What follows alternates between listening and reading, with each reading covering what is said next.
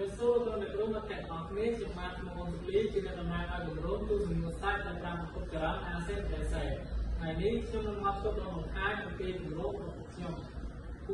ជាសិស្សពីវិទ្យាល័យនៅក្នុងទូទៅនិងបច្ចេកទេសសម្រាប់ការមហាសាស្ត្រាដីជួបពុទ្ធសាសនារដ្ឋាភិបាលជាសិស្សផ្នែកគិសនីឆ្នាំទី3ចំនួនទី11ដែលក្នុងនោះមានសមាជិកចំនួន5នាក់ទី1ខ្ញុំបាទអ៊ុនសុលីជាប្រធានក្រុមទី2លែនមេឡានជាអនុប្រធានទី3ឡំបូរ៉ាជាសមាជិកទី4អានលីហ៊ូជាសមាជិកនិងទី5អេស៊ីហេជាសមាជិកបន្តទៅទៀតនេះខ្ញុំសូមបង្ហាញដល់អ្នកគ្នាអំពីដំណើរការគម្រោងរបស់ខ្ញុំគម្រោងរបស់ខ្ញុំប្រើប្រាស់សូឡាដើម្បីជាប្រភពនៃក្នុងការបញ្ចូលភ្លើងទៅកាន់ផ្ទុយហើយយើងប្រើអាម៉ាទ័រដែលមានអានុភាព1200វ៉ាត់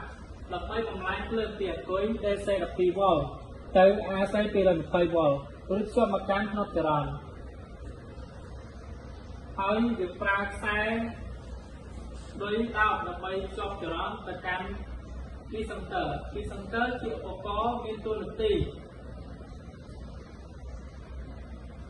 ផ្ដាច់ចរន្តឲ្យស្វ័យប្រវត្តិនៅពេលដែលមានការឆ្លងចរន្តឬទូកស៊ីពីជាដើម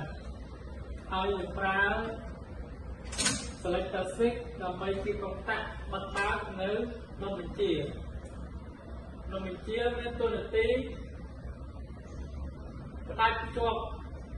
អំពូលដំណៅនិងកង្ហារបើកដោយស្វ័យប្រវត្តិនៅពេលដែលដំណៅកើត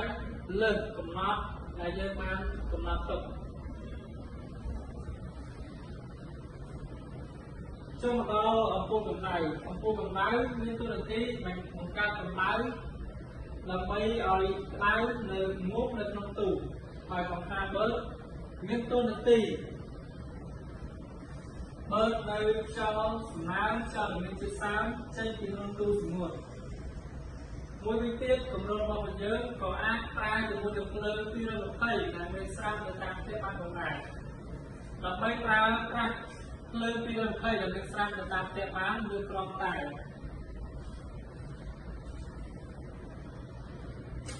មកវិញទេដែលជាប់នៅព្រីភ្លើងឬក៏ធ្នាប់ចរន្តដែលមាននៅលើទូសមុទ្ររបស់យើងបានជាប់ទៅកាន់ព្រីភ្លើងដែលមាននៅតាមផ្ទះនោះគម្រោងរបស់យើងនឹងដំណើរការទៅផងដែរ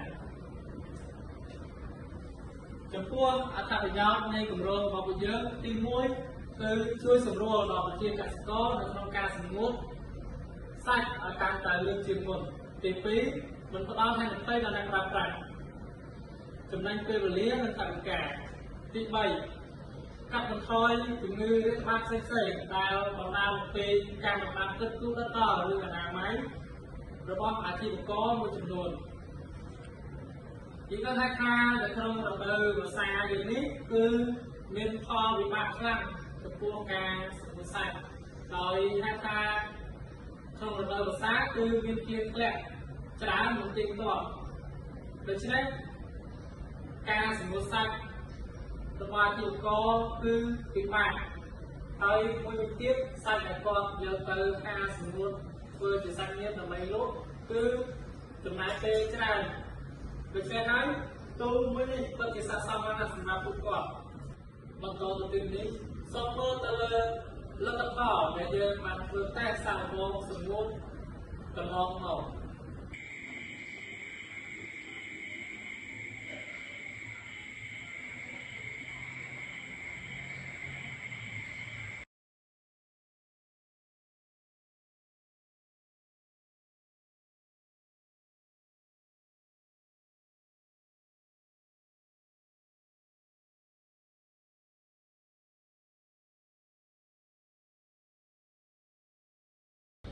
សូមអរគុណសូមជម្រាបលា